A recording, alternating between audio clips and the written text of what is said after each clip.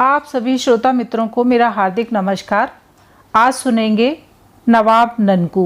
यह कहानी आचार्य चतुरसेन शास्त्री जी द्वारा लिखी हुई है और यह एक भाव कथा है जिसमें चरित्र और आचार का मनोवैज्ञानिक विश्लेषण है। आचारहीन व्यक्ति भी उच्च चरित्र वाले होते हैं तथा आचार और चरित्र में मौलिक अंतर क्या है, यह गंभीर मनोवैज्ञानिक और आचार शास्त्र संबंधी नया दृष्टिकोण लेखक ने कहानी में व्यक्त किया है। तो आइए सुनते हैं कहानी नवाब ननकू। सर्दी के दिन और शनिचर की रात, कल इतवार। न दफ्तर जाने की फिक्र न किसी काम की चिंता, बस बेफिक्री से खाना खाकर जो रजाई में घुसे तो अंबरी तमाकू का कश खींचते खींचते ही अंटाग फील हो गए। मगर उस मीठी नींद में शुरू में ही विघ्न पड़ गया। नीचे कोई कर्कश स्वर में चिल्ला रहा था, बाबू साहब, अजी बाबू साहब। उस वक्त आराम में यों खलल पड़ने से तबीयत झल्ला उठी। क्या मज़े की झपकी आई थी। मैंने उठकर खिड़की से सिर निकाल कर कहा, कौन है भाई इस वक्त? अजी हम हैं नवाब साहब। गजब करते हैं आप भाई साहब। अभी लम्हा भर हुआ है सूरज छिपे और आपके लिए आधी रात हो गई। चीखते चीखते गला फट गया, मोहल्ला भर सिर पर उठा डाला। बड़ा गुस्सा आया उस नवाब के बच्चे पर। जी में आया कच्चा ही चबा जाऊं, परंतु जब्त करके कहा, कहिए नवाब साहब, इस वक्त कैसे? अजी दरवाज़ा तो खोलिए या गली में खड़े खड़े ही राग लापूं। मन ही मन दाव पेंच खाता नीचे उतरा और कुंडी खोली। नवाब साहब चुपचाप पीछे पीछे जीना चढ़कर ऊपर आए। आते ही मसनद पर बेतकल्लुफी से उठंग गए। कहने लगे, खुदा की मार, इस सर्दी पर हड्डियां तक ठंडी पड़ गईं। मगर उस्ताद खूब मज़े में आप मीठी नींद ले रहे थे। मैंने कहा, आपके मारे कोई सोने पाए तब तो कहिए इस वक्त कैसे तकलीफ़ की? नवाब साहब ने बेतकल्लुफी से हंसकर कहा, यूँ ही बहुत दिन से भाभी साहिबा के हाथ का पान नहीं खाया था, सोचा पान भी खाऊं और सलाम भी करता आऊं। गुस्सा तो इतना आ रहा था कि मरदूद को धकेल दूं नीचे। मगर मैंने गुस्सा पीकर कहा, पूरे नामाकूल हो तुम। कल इतवार था, कल यह सलाम की रस्म पूरी नहीं कर सकते थे जो इस वक्त आराम में खलल डाला। नवाब साहब खिलखिलाकर हंस पड़े। जेब से सिगरेट का बक्स और दिया सलाई निकालकर एक होठों में दबाई, दूसरी मेरी ओर बढ़ाते हुए कहा, खैर सिगरेट तो पियो और गुस्सा थूक दो। हाँ, 40 रुपये मेरे हवाले करो और इसे रखो संभाल कर। उन्होंने बगल से पोटली निकालकर मेरे आगे सरका दी। मैंने कहा, यह क्या बला है और इस वक्त रुपयों के बिना कौन कयामत बर्पा हो रही थी? नवाब साहब को भी गुस्सा आ गया। कहने लगे, कयामत नहीं बर्पा हो रही थी तो मैं यूँ ही झक मारने आया हूँ इस वक्त। हजरत, यह मेरी भी पीनक का वक्त था। मगर इस वक्त रुपए तुम क्या करोगे? फेंक दूंगा सड़क पर। तुम्हें इससे मतलब? रुपए नहीं हैं। रुपए न होने की खूब कही। बुलाऊं भाभी को? भाभी तुम्हारी क्या तोप से उड़ा देंगी? बुलाओ चाहे जिसको, रुपए नहीं हैं। समझ गया, बेहयाई पर कमर कसे हुए हो। लाओ चुपके से रुपए दे दो। तो अभी मुझे सदर तक दौड़ना होगा। सदर तक क्यों? एक बोतल विस्की और गजक लेने, और क्यों? अच्छा, तो हजरत को शराब के लिए रुपए चाहिए? जी हाँ, शराब के लिए और कबाब के लिए भी। निकालो जल्दी से। कह तो दिया रुपए नहीं हैं। तुमने तो कह दिया, पर हमने तो सुना ही नहीं। नहीं सुना तो जहन्नुम में जाओ। कहीं भी हम जाएं तुम्हारी बला से। लाओ तुम रुपए दो। रुपए नहीं दूंगा, अब तुम खसखंत हो यहाँ से नवाब। चेक खुश। रुपए तो मैं खड़े खड़े अभी लूँगा तुमसे। क्या तुम्हारा कर्ज चाहिए मुझ पर? कर्ज ही तो मांगता हूँ। मैं कर्ज नहीं देता। देखता हूँ कैसे नहीं दोगे। बुलाओ भाभी को अपनी हिमायत पर। नवाब ने गुस्से में आस्तीन चढ़ानी शुरू की। मुझे बुरी तरह हंसी आ गई। कहा, क्या मारपीट भी करने पर आमादा हो? मारपीट? तुम मारपीट की कहते हो? मैं तुम्हें गोली न मार दूं तो नवाब ननकू नहीं। मैंने हंसकर कहा, गोली मार दोगे तो फिर रुपया कहाँ से वसूल करोगे नवाब साहब? बस इसी बात को सोचकर तो तरह दे जाता हूँ। निकालो रुपए। लेकिन नवाब, तुम तो कभी नहीं पीते थे, आज यह क्या बात है? तो क्या मैं अपने लिए मांगता हूँ? मैंने कभी पी है? फिर किसके लिए? राजा साहब के लिए। अच्छा, यह बात है, अब समझा। कोई नई चिड़िया आई है क्या? राजेश्वरी आई है बनारस से। तो तुम क्यों उस शराबी के लिए झक मारते फिरते हो? तब कौन झक मारे? तुम चाहते हो राजा साहब खुद तुम्हारे दरवाजे पर आकर 40-40 रुपल्ली के लिए जलील होते फिरें? वे कुछ भी करें, तुम्हें क्या? जो जैसा करेगा भोगेगा। जिसने लाखों की जमीन जायदाद, जर जवाहरात सब शराब और रंडी भड़ुओं में फूंक दी, तुम उससे क्यों इतनी हमदर्दी रखते हो? क्या मैं हमदर्दी रखता हूँ? तब मैं मोहब्बत करता हूँ उनसे भाई, उनकी इज्जत करता हूँ। किस लिए? आखिर सुनूँ तो? किस लिए? सुनो, पहले तो वे मेरे बड़े भाई, दूसरे ऐसे दाता, ऐसे प्रेमी, ऐसे बात के धनी, ऐसे दिलवाले कि दुनिया में चिराग लेकर ढूंढो तो कहीं मिल नहीं सकते। शराबी और रंडीबाज भी क्यों नहीं कहते? वह तुम कहो। वे शराब पीते हैं और रंडियों से आशनाई करते हैं, इसमें किसी का क्या लेते हैं? उन्होंने अपनी लाखों की जायदाद उन्हें दे दी जिन्हें उन्होंने प्यार किया। आज उनका हाथ खाली है मगर दिल बादशाह है। वे जीते जी बादशाह रहेंगे। मैं उन्हें पसंद करता हूँ, प्यार करता हूँ, इज्जत करता हूँ। मैं नहीं बर्दाश्त कर सकता कि वे दुनिया के आगे हाथ फैलाएं। और तुम उनके लिए भीख मांगते फिरते हो। किससे मैंने भीख मांगी है, कहो तो? नवाब ने तैश में आकर कहा। यह अभी तुम 40 रुपये मांग रहे हो। और यह क्या है? नवाब ने सामने की पोटली की ओर इशारा किया। उसे तो मैं भूल ही गया था। मैंने देखा वह एक जरी के काम का कीमती लहंगा है। नवाब ने कहा, बेचना चाहूँ तो खड़े खड़े 200 में बेच दूँ। तुमसे तो मैं 40 ही मांग रहा हूँ। लहंगा क्या राजा साहब ने दिया? वे क्यों देने लगे? अम्मी जान का है। राजेश्वरी आज आई थी, मुझे बुलाकर राजा साहब ने कहा, नवाब, हाथ में इस वक्त कुछ नहीं है, राजेश्वरी के लिए कुछ खाने पीने का बंदोबस्त कर दो।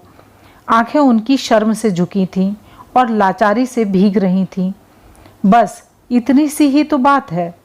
अच्छा, और तुम चुपके चुपके से घर आए, यह लहंगा उठाया और यहाँ आ धमके? जी हाँ, और तुम्हारी नींद हराम कर दी। बहुत हुआ अब, बस अब लाओ, रुपए दो।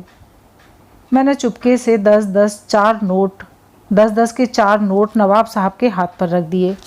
मेरी आंखों में आंसू आ गए और मैंने वह लहंगा उसी तरह लपेटकर नवाब की ओर बढ़ाते हुए कहा, इसे लेते जाओ। नवाब ने आपे से बाहर होकर 4 नोट फेंक दिए। लाल होकर कहा, अच्छा, तो हजरत मुझे भीख देने की ज़रूरत करते हैं? नहीं भाई, ऐसा क्यों सोचते हो? मगर यह लहंगा मैं नहीं रख सकता। तो तुम्हारे रुपए भी नवाब नहीं ले सकता। आज राजा कामेश्वर प्रसाद सिंह खाली हाथ हैं और नवाब ननकू अपनी अम्मी जान का लहंगा गिरवी रखने पर लाचार है। मगर आप यह मत भूलिए कि वे दोनों सलीमपुर के राजा महाराज नंदन सिंह के नुतफे से पैदा हुए हैं, जो 3 बार सोने से तुले थे और जिन्होंने 11 हाथी ब्राह्मणों को दान दिए थे, जिनकी दी हुई जागीरों को सैकड़ों शरीफजादों की आस औलाद आज भोग रही है। इलाके भर में जिनके पेशाब से चिराग जलते थे। मैंने खड़े होकर खुशामद करते हुए कहा, वह सब ठीक है नवाब साहब, मगर ये रुपए तुम मेरी तरफ से राजा साहब को नज़र करना। हरगिज़ नहीं, राजा साहब कभी किसी की नज़र कबूल नहीं करते। तुम यह लहंगा गिरों रखकर 40 रुपये देते हो तो दो। लाचार मैंने हामी भर ली। मैंने लहंगे को उसी तरह लपेट कर रख लिया और नवाब रुपए जेब में रखकर उठ खड़े हुए। मैंने कहा, यह क्या नवाब, भाभी का पान बिना खाए और बिना सलाम किए चले जाओगे? हरगिज़ नहीं, नवाब ने बैठते हुए कहा, बुलाओ तो उन्हें। मैंने पत्नी को नीचे से बुलाया। वे बच्चों को दूध पिलाने और सुलाने की खटपट में थीं। नवाब को एक लफंगा आदमी समझती थीं। मेरे पास उनका आना जाना और चाहे जब रुपए पैसे ले जाने को वे हमेशा नापसंद करती थीं। उन्होंने आकर कहा, इस वक्त मेरी तलबी क्यों हुई है? यह इन नवाब साहब से पूछो, यही कहें। पान खिलाइए तो कहूँ? कहो, पान भी मिल जाएगा। वादे की सनद नहीं, झपाके से 2 बीड़ा बढ़िया पान ले आइए। पत्नी चली गई और एक तश्तरी में कई बीड़े पान लेकर लौटी। उनमें से 2 बीड़े उठाकर नवाब ने हाथ में लिए अदब से मेरी पत्नी के सामने खड़े हुए और ज़मीन तक झुककर, सलाम बड़ी भाभी, आपका यह गुलाम नवाब ननकू आपको सलाम करता है और आपकी दुआ की इस्तुजा रखता है। पत्नी मुस्कुराई। उन्होंने कुछ झेंपते हुए कहा, कभी बच्चों को भी नहीं भेजते नवाब साहब, एक बार भेजो। जो हुक्म बड़ी भाभी, सलाम। नवाब साहब ने और एक सलाम झुकाई और चले गए। मेरी नींद बहुत रात तक गायब रही। मैं अंदाज़ा न लगा सका कि यह व्यक्ति संसार के सब मनुष्यों में कितना ऊंचा है। कमरे में एक और अंगीठी जल रही थी। राजा साहब पलंग पर लेटे थे और एक खिदमतगार धीरे धीरे उनके पांव सहला रहा था। राजेश्वरी नीचे फर्श पर बैठी छालियाँ काट रही थी। चांदी का पानदान सामने खुला रखा था। राजा साहब गंगा जमुनी की गुड़गुड़ी पर अंबरी तमाकू पी रहे थे और धीरे धीरे राजेश्वरी से बातें कर रहे थे। राजेश्वरी की उम्र 40 को पार कर चुकी थी। बदन उसका कुछ भारी हो चला था और माथे पर की लटों में चांदी की चमक अपनी बहार दिखा रही थी। फिर भी उसकी पानीदार आँखों और मृदु मुस्कान में अभी भी मोह का नशा भरा था। राजेश्वरी ने कहा, सरकार ने यों नज़रें फेर लीं, मुद्दत हुई पैगाम तक न भेजा। सुनती रहती थी, हुजूर के दुश्मनों की तबीयत खराब रहती है। आखिर जी न माना, बेहया बनकर चली आई। मुझे निहाल कर दिया तुमने इस वक्त आकर राजेश्वरी, दिल बाग बाग हो गया। क्या कहूँ, बहुत याद करता हूँ तुम्हें, मगर हुजूर की नज़रें इनायत पर मैंने हमेशा फ़ख्र किया है और मरते दम तक करूँगी। तुम जियो राजेश्वरी, ईश्वर तुम्हें खुश रखे।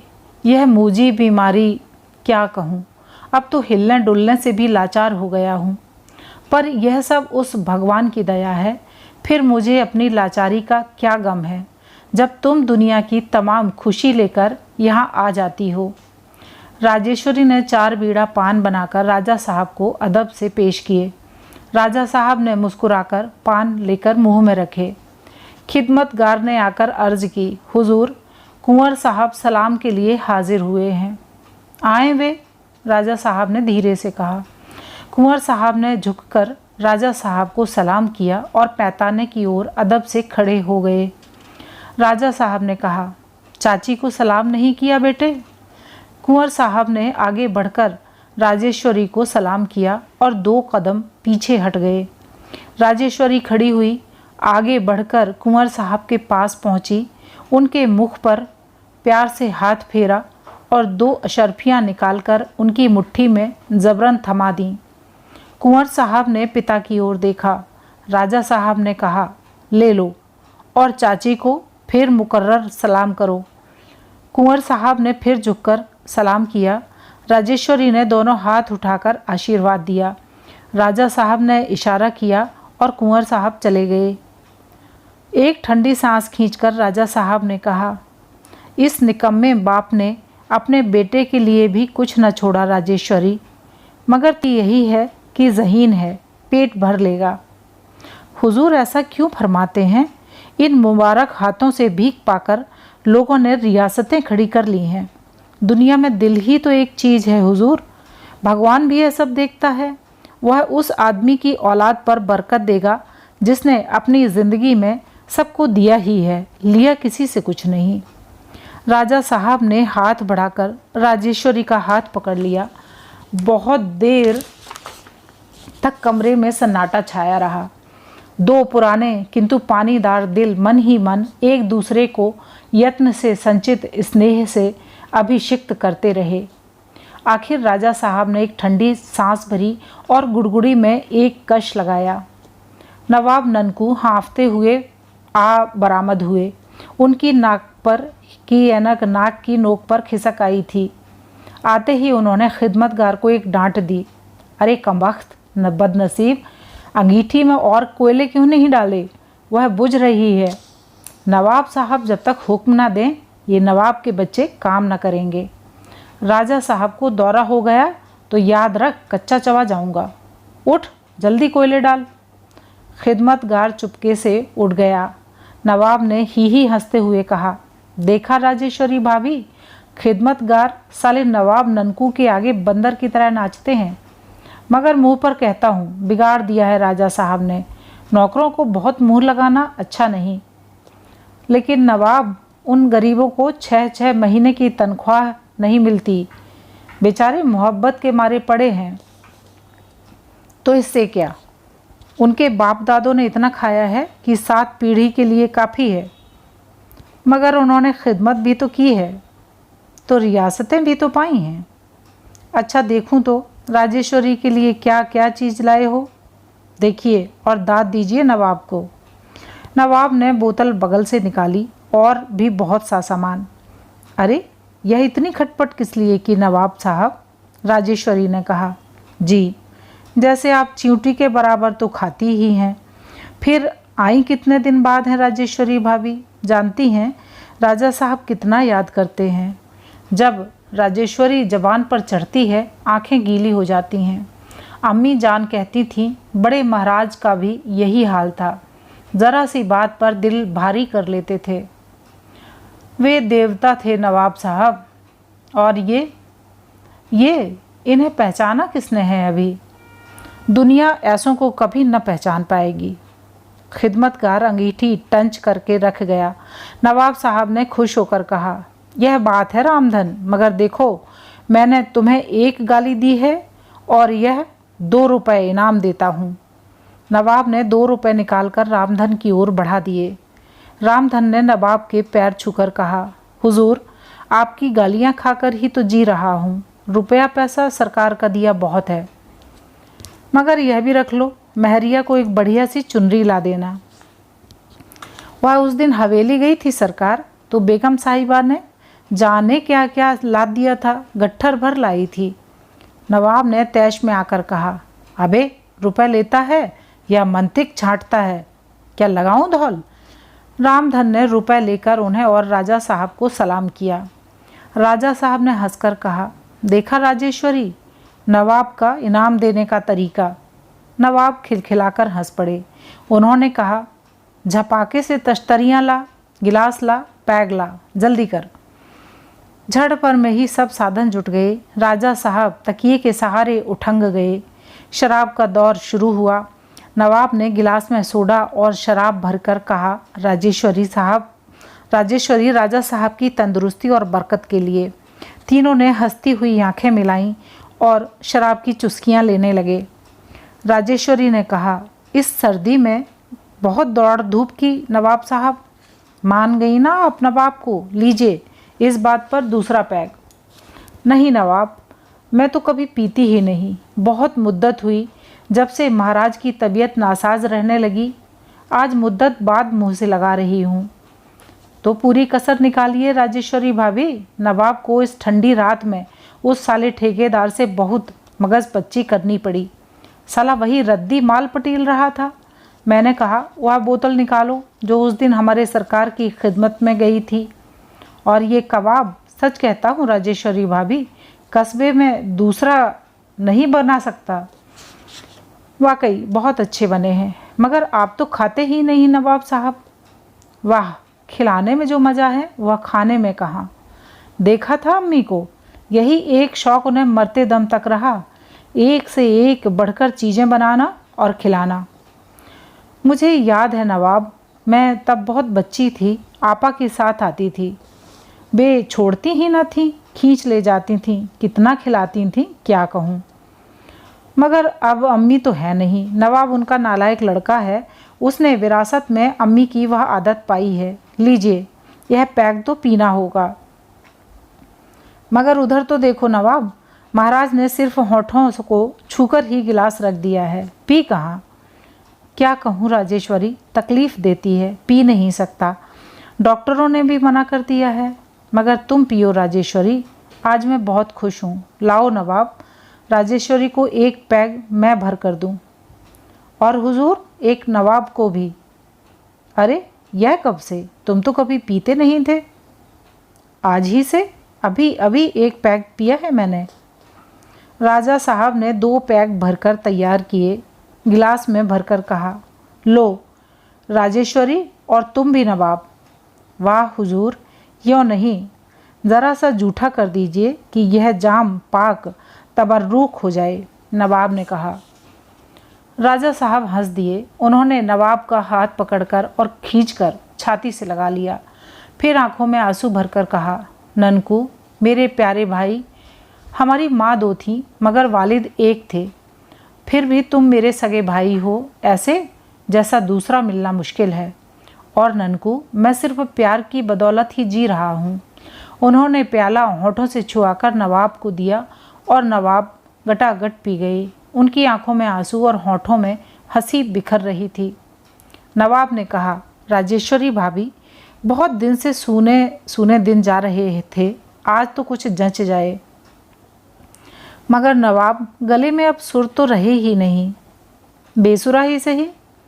महाराज ने हंसकर कहा, राजेश्वरी, आज नवाब तो को बहुत मेहनत करनी पड़ी है, उसकी बात रख लो। जो हुक्म, मगर मेरी एक अर्ज़ है, कहो। नवाब साहब को जो तबर्रुक बख्शा गया है, वही लौंडी को भी इनायत हो।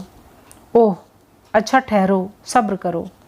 नवाब ने इशारा किया। रामधन तबला हारमोनियम ले आया।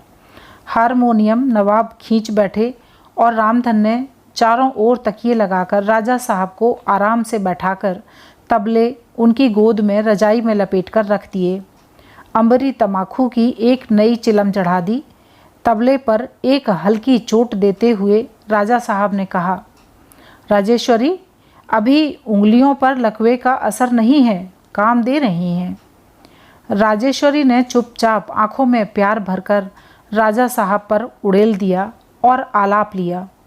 हारमोनियम पर नवाब की अभ्यस्त उंगलियां नाचने लगीं और तबले पर मृदु मंद ताल नृत्य करने लगा। राजेश्वरी की प्रौढ़ स्वर लहरी ने वातावरण में एक प्यास उत्पन्न कर दी। यह वैसी न थी जैसी भावना और यौवन की आंधी के झोंकों में मिली रहती है। यहाँ 3 प्रेमी, विश्वस्त, पुराने और ऊंचे हृदय अपने भौतिक आनंद की चरम अनुभूति ले रहे थे। वे लोग आप ही अपनी कला पर मुग्ध थे, आप ही अपनी तारीफ कर रहे थे, आप ही अपने में पूर्ण थे। तो हुजूर, अब कब? जब मर्जी हो राजेश्वरी। तबीयत होती है कि कुछ दिन कदमों में रहूं। मैं भी चाहता हूं राजेश्वरी, पर तुम्हारी तकलीफ़ का ख्याल करके चुप रह जाता हूं। देखती हो मकान कितना गंदा है, सिर्फ 2 ही खिदमतगार हैं, इन्हें भी महीनों तनख्वाह नहीं मिलती, पर पड़े हुए हैं। तुम इन तकलीफ़ों की आदी नहीं हो। मगर हुजूर, क्या मैं उन खिदमतगारों से भी गई बीती हूँ? नहीं नहीं राजेश्वरी, मैं तुम्हें जानता हूँ, मगर हुजूर अपने को नहीं जानते। मेरी वह कोठी, जायदाद, नौकर चाकर सब किसकी बदौलत हैं हुजूर? हुजूर ने जो पान खाकर थूक दिया, उसी की बदौलत। अब हुजूर गरीब हो गए तो पुराने खादिम क्या बेगाने हो जाएंगे? राजेश्वरी की आंखें भर आईं। कुछ ठहर कर उसने कहा, शर्म के मारे मैं खिदमतगारों को नहीं लाई और इस टुटहे इक्के पर आई हूँ। मैं कैसे बर्दाश्त कर सकती थी कि मालिक जब इस हालत में हो तो उनकी बांदियाँ ठाठ दिखाएं। नहीं नहीं राजेश्वरी, यह बात नहीं, पर मैं अपनी आँखों से तुम्हें तकलीफ़ पाते देख नहीं सकता, कभी देखा ही नहीं। इसी से हुजूर मुझे अभी ज़बरदस्ती भेज रहे हैं, मेरी नहीं सुनते। इसी से राजेश्वरी, और इस लौंडी का कोई तोहफा भी कबूल नहीं करते। उस बार जब जनाना महल नीलाम हो रहा था, मैंने कितनी आरजू की थी कि मुझे रुपए चुकता कर देने दीजिए, पुरखों की यादगार है। सब रियासत गई मगर रहने का महल। आप मेरे आंसुओं से तो नहीं पसीजे हुजूर, आप बड़े बेदर्द हैं। राजेश्वरी फूट कर रो पड़ी और राजा साहब के सीने पर गिर गई। राजा साहब उसके सिर पर हाथ फेरते रहे, फिर कहा, तुम बच्ची हो गई हो राजेश्वरी, अब भला उतना बड़ा महल में क्या करता, अकेला पंछी। फिर उसमें अब खुल गया जनाना अस्पताल, कितने लोगों का भला होता है। बोर्ड ने खाम-खाह मेरा नाम अस्पताल के साथ जोड़ दिया है। जी हाँ, खाम-खाह ही। वह लाखों की एस्टेट जो कौड़ियों में दे दी और अब हुजूर इस किराए के मकान में बहुत खुश हैं। बहुत खुश राजेश्वरी, बहुत खुश। ना उधो का लेना, ना माधो का देना। लेकिन बहुत देर हो रही है राजेश्वरी, गाड़ी पकड़नी है। स्टेशन काफ़ी दूर है और रास्ता बड़ा ख़राब है। तुम्हारा इक्का आ गया? धक्के दीजिए मुझे, बुढ़िया जो हो गई हूँ। अब आप यही तो करेंगे। राजा साहब असंयत होकर पलंग से आधे उठ गए। राजेश्वरी को खींचकर छाती से लगा लिया, फिर प्यार से उसके गंगा जमुनी बालों की लटों को उंगलियों से लपेटते हुए कहा, बुढ़ा बुढ़िया कौन होता है राजेश्वरी? मेरी आंखों में तुम वही हो, नए केले के पत्ते से रूप वाली, अछूते यौवन और अपार प्यार वाली। मेरे दिल और दिमाग की तरावट हो राजेश्वरी। तुम या मैं भले ही बूढ़े हो जाएं, लेकिन इन आँखों में झांककर जिसने तुम्हें देखा है वह बूढ़ा नहीं, और तुम्हारे भीतर बैठकर जो एक एक मोती तुम्हारी आँखों से सजाता जा रहा है वह भी बूढ़ा नहीं। राजेश्वरी धीरे से राजा साहब के मुंह के बिल्कुल पास फर्श पर बैठ गई। रामधन अंबरी तमाकू चढ़ाकर गुड़गुड़ी रख गया। राजा साहब चुपचाप तमाकू पीने लगे। तमाकू की खुशबू ने कमरे को मस्त कर दिया। राजेश्वरी ने कहा, हुजूर वादा वफ़ हो। राजा साहब ने भौहें सिकोड़कर राजेश्वरी की ओर देखकर कहा, वादा? जी। क्या? तबर्रुक? ओह, भूली नहीं राजेश्वरी। भूलने की एक ही कही, कल से आस लगाए हूँ। नवाब के सामने फिर नहीं कहा। राजा साहब कुछ देर चुपचाप गुड़गुड़ी पीते रहे, फिर कहा, ज़रा और पास आओ तो राजेश्वरी। राजेश्वरी बिल्कुल राजा साहब के मुंह के पास खिसक गई। राजा साहब ने गुड़गुड़ी की सोने की मुनाल उसके होठों में लगाकर कहा, एक कश खींचो तो राजेश्वरी। लेकिन हुजूर, ऐन खुशी होगी, खींचो एक कश। राजा साहब की आंखों में प्यार का नशा ही रस उमड़ आया। राजेश्वरी ने आनंद विभोर होकर गुड़गुड़ी से कश खींचा। खुश हुई अब राजेश्वरी? ओह हुजूर, कहीं खुशी से मेरी छाती न फट जाए। हुजूर ने गुड़गुड़ी खास इनायत करके मेरी 7 पीढ़ियों को तार दिया। राजा साहब ने खिदमतगार से कहा, रामधन चिलम ठंडी कर दे और गुड़गुड़ी उस अखबार में लपेटकर इक्के में रखा। राजेश्वरी का मुंह सूख गया। उसने कहा, यह आप क्या कर रहे हैं? मेरा दिल बाग बाग है, तुम दुलखो मत। मगर हुजूर, मैं हुक्म देता हूँ, मत बोलो। राजेश्वरी का सिर नीचे को झुक गया। उसने खड़े होकर झुककर राजा साहब को सलाम किया और रोती हुई चली गई। राजा साहब चित्त अपने पलंग पर पत्थर की मूर्ति की भांति निश्चल निर्वाक पड़े रहे। यह क्या तमाशा है रामधन? महाराज मिट्टी की गुड़गुड़ी में तंबाकू पी रहे हैं। गुड़गुड़ी खास क्या हुई? नवाब ने कमरे में आते ही हैरान होकर पूछा। रामधन चुपचाप खड़ा रहा। उसे बाहर जाने का इशारा करते हुए राजा साहब ने मुस्कुराकर कहा, यहाँ आओ नवाब, मैं बताता हूँ। नवाब ननकू एकदम पलंग के पास जा खड़े हुए। राजा साहब ने हंसकर कहा, बैठो। मगर मैं पूछता हूँ, गुड़गुड़ी खास क्या हुई? बैठो तो कहूँ। नवाब ने बैठकर कहा, कहिए। राजा साहब ने रजाई से हाथ बाहर निकालकर नवाब ननकू का हाथ पकड़ लिया और कहा, नाराज़ न हो नवाब, राजेश्वरी को दे दी। क्या उन्होंने मांगी थी? नहीं, मगर उसे खाली हाथ कैसे जाने देता। तुम देखते ही हो, ख़ानदान की वही एक चीज़ मेरे पास बची थी। नवाब कुछ देर होंठ चबाते रहे, फिर बोले, मगर आप मिट्टी की गुड़गुड़ी में तंबाकू नहीं पी पाएंगे। मैं गुड़गुड़ी लाता हूँ। कहाँ से? घर से। कहाँ पाई? अम्मी जान की है, बड़े महाराज ने बख्श दी थी। मेरे पास अब तक वह पाक धरोहर थी, अब आज काम आएगी। राजा साहब ने कहा, बड़े महाराज ने जो चीज़ बख्श दी वह मैं वापस कैसे ले सकता हूँ? तो अब हुजूर नवाब को जीने न देंगे। राजा साहब हंस दिए, मीठे स्वर से बोले, खैर इस अम्र पर पीछे गौर कर लिया जाएगा, पर मिट्टी की गुड़गुड़ी में तमाकू बहुत मीठा लगता है नवाब। हाँ, यह कहो, रात सामान कैसे जुटाया था? मैं जानता हूँ तुम्हारे पास छदाम न था। जुट गया यूँ ही, नवाब हूँ, कोई अदना आदमी नहीं। मगर सच सच कहो, झूठ से फ़ायदा? 40 रुपये बाबू साहब से लिए थे। बड़ी तकलीफ़ थी उन्हें, अब ये रुपए दिए कैसे जाएं? जल्दी नहीं है सरकार, रहन पर लाया हूँ। यूँ ही नहीं, जब हाथ खुला होगा दे देंगे। रहन क्या रखा? एक अदद था। क्या अदद? बताओ। आप तो धांधली करते हैं। आपको मतलब? तुम्हें मेरी कसम नवाब। ओफ, कहो कहो। अम्मी का लहंगा था। राजा साहब निश्चल पड़ गए।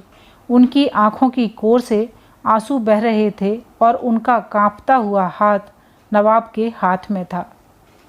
अभी आप सुन रहे थे आचार्य चतुरसेन शास्त्री जी द्वारा लिखी हुई कहानी नवाब ननकू।